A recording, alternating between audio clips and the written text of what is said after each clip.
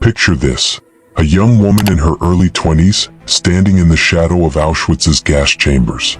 She's smiling, not because she's disturbed by what she sees, but because she's the one deciding who lives and who dies. Her name is Irma Grese, and she's just one of 5 women who rewrote the rules of evil. History remembers monsters. But what happens when those monsters wear lipstick and ball gowns? When they sit on thrones and command empires? When their beauty masks brutality so extreme, it defies comprehension. Today we're counting down 5 women who didn't just break the rules, they shattered them in blood. September 1943. A cattle car arrives at Auschwitz-Birkenau. The doors slide open and families stumble out into the Polish sunlight, confused, terrified, clutching whatever possessions they managed to bring. Standing on the platform is a striking blonde woman, barely 20 years old. She's wearing polished boots and carrying a braided whip. Her name is Irma Grese. What happens next would become the stuff of nightmares. Grese wasn't born a monster. She grew up in rural Germany, the daughter of a dairy worker. But somewhere between her troubled childhood and joining the SS in 1942, something inside her broke. Or maybe it was always there, waiting for permission to surface. Survivors described her as beautiful, immaculately dressed, always composed. But behind that facade lurked something inhuman. She handpicked prisoners for the gas chambers with the casualness of someone choosing fruit at a market. She beat inmates with her whip until they collapsed. She set her trained dogs on prisoners for sport. One survivor recalled watching Grese select young women for execution, commenting on their appearance as she sent them to their deaths. Another remembered her shooting a prisoner point blank for moving too slowly during roll call. But here's what's truly chilling: Grese enjoyed it. Witnesses testified that she smiled during the beatings, that she volunteered for the worst assignments, that she sought out opportunities to inflict pain.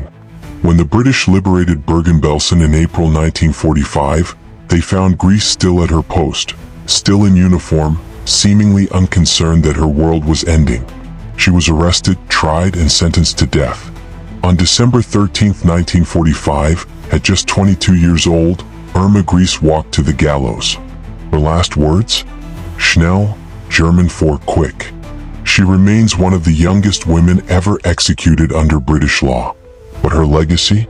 That lives on in the testimonies of the thousands who suffered under her reign of terror. Miami, 1979. The city is drowning in cocaine and blood. Bodies pile up faster than morgues can process them. Over 250 murders in a single year. The police are baffled. The DA is overwhelmed. And at the center of this hurricane of violence is a grandmother in her mid-30s named Griselda Blanco. They called her the Black Widow, La Madrina, the godmother of cocaine, and she earned every single one of those names. Blanco grew up in the slums of Medellin, Colombia, so poor she resorted to kidnapping for money as a child. By her 20s, she'd moved to New York and discovered the cocaine trade. But it wasn't until she relocated to Miami in the 1970s that she truly built her empire. And what an empire it was. At her peak, Blanco's organization smuggled an estimated 3,400 pounds of cocaine into the United States every month. She pioneered smuggling techniques that cartels still use today, hollowing out shoes, using special undergarments, even training women to transport drugs internally. She made an estimated $80 million per month. That's nearly $1 billion a year. But money wasn't enough for Griselda. She needed control, total control. And she maintained it through fear. Cross Blanco and you disappeared. Betray her and your family disappeared. Law enforcement estimates she ordered anywhere from 40 to 200 murders, though the true number is likely higher. She pioneered the motorcycle drive-by shooting in America, a technique that became a cartel signature. Her hitmen would ride up to targets in broad daylight and open fire, then vanish into Miami traffic. She killed business partners. She killed 3 of her 4 husbands, hence the Black Widow nickname. She even ordered hits on witnesses and their families. Nothing was off limits. The most shocking incident? In 1982, her hitmen opened fire in a crowded Miami shopping mall, killing 2 men in front of dozens of shoppers. The message was clear. Nowhere was safe. Blanco was finally arrested in 1985 and sentenced to 20 years in federal prison. Released in 2004, she was deported to Colombia. But karma has a way of coming full circle. On September 3, 2012, two men on a motorcycle pulled up beside Blanco outside a butcher shop in Medellin. They opened fire. She died the same way so many of her victims had. Quick, brutal, public. The Black Widow's web had finally collapsed. Paris, August 24, 1572. It's just past midnight. The bells of Saint-Germain-l'Auxerrois begin to ring. Within minutes, armed Catholic militants flood the streets. They're hunting Protestants. What follows is a massacre so brutal, so coordinated, that its shockwaves would reverberate across Europe for centuries. Nearly 3,000 Protestants are murdered in Paris alone. Another 70,000 across France in the following weeks. Rivers run red with blood. The streets are choked with corpses. And at the center of it all, pulling the strings from the royal palace, is Queen Mother Catherine de' Medici. Catherine didn't start out as a villain. Born into the powerful Medici banking family in Florence, she arrived in France at 14 to marry the future King Henry II. She was mocked at court for being Italian, for her accent, for not being beautiful enough. For a decade, she couldn't produce an heir and lived in fear of being sent back to Italy in disgrace. But Catherine was a survivor.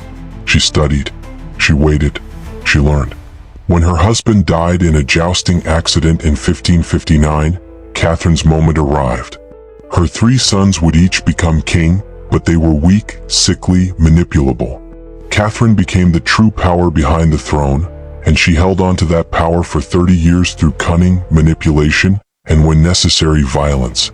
France was tearing itself apart. Catholics and Protestant Huguenots were at each other's throats. Civil war raged. Cities burned. Catherine's strategy? Play both sides. Make alliances. Break them. Arrange marriages.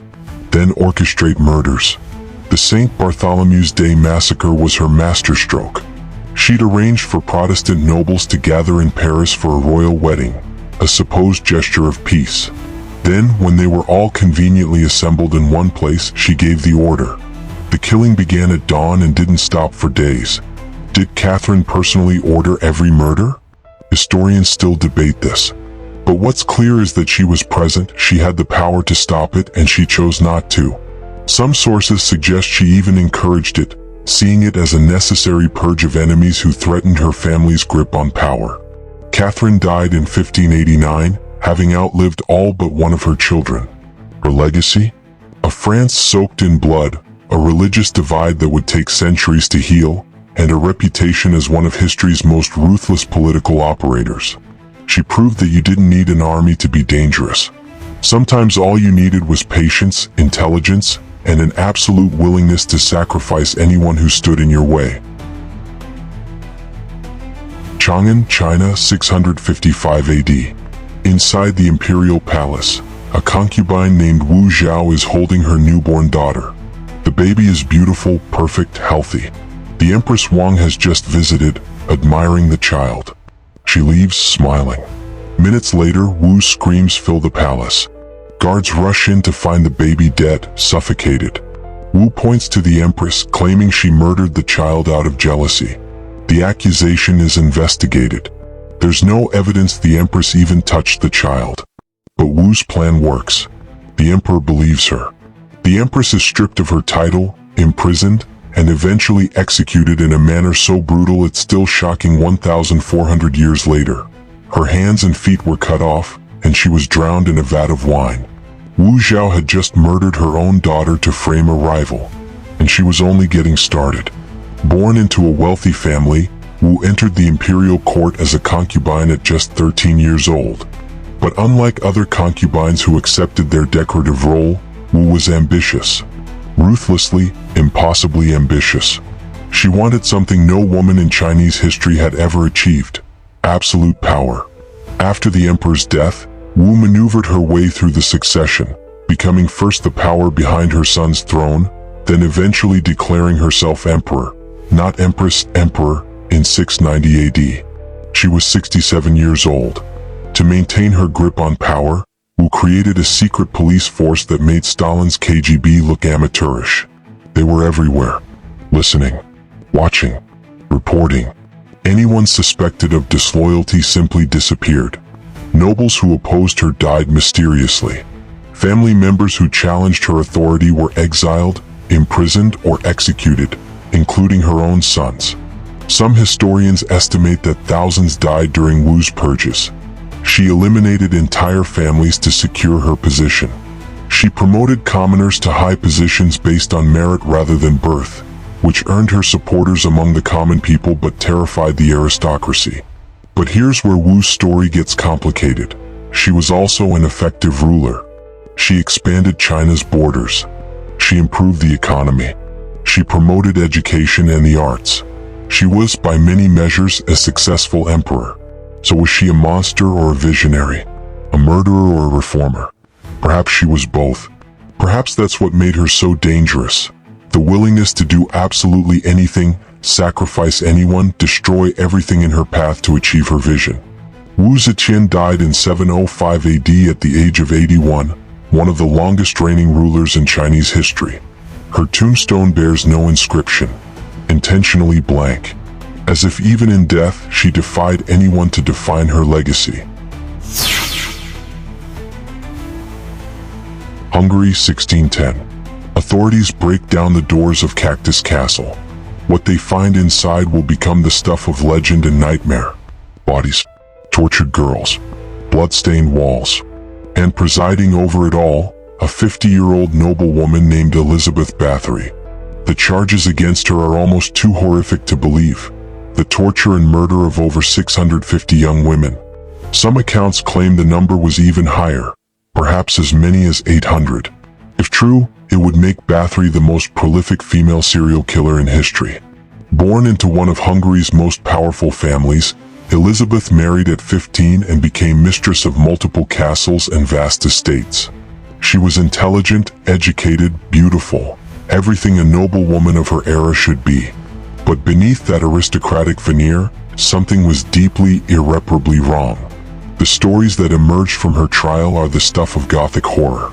Witnesses testified that Bathory lured peasant girls to her castle with promises of employment, then subjected them to unimaginable tortures.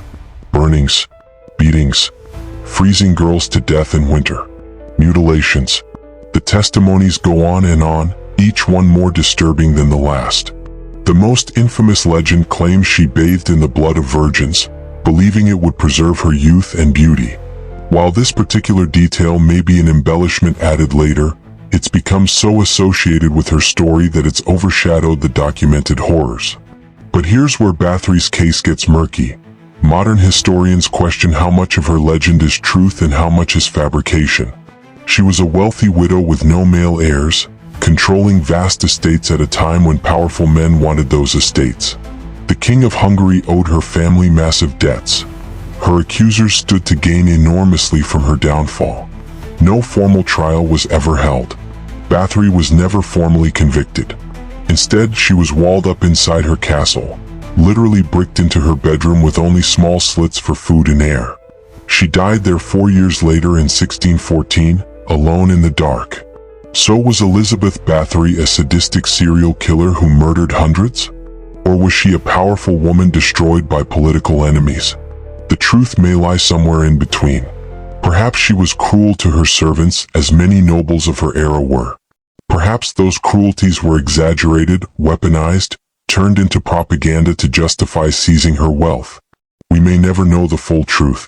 But what's certain is this: whether she was guilty of everything, something, or nothing at all, her story reveals something disturbing about how we remember powerful women. How easily cruelty becomes legend. How quickly facts become folklore. How a woman with power and no husband becomes a monster in the retelling. 5 women. 5 different centuries. 5 completely different forms of danger. Irma Grese, who found purpose in genocide. Griselda Blanco, who built an empire on cocaine and corpses. Catherine de' Medici, who orchestrated massacres from a throne. Wu Zetian, who murdered her way to becoming emperor. And Elizabeth Bathory, whose truth has been lost somewhere between history and horror. What connects them isn't just violence. It's power. The pursuit of it. The maintenance of it. The absolute refusal to be controlled by the rules that society said should contain them. They remind us that evil isn't gendered. That brutality doesn't discriminate. That when we talk about history's monsters, we need to remember that some of them wore ball gowns and ruled from palaces. The question isn't whether women can be as dangerous as men. History has answered that definitively. The question is why we're still so shocked when they are.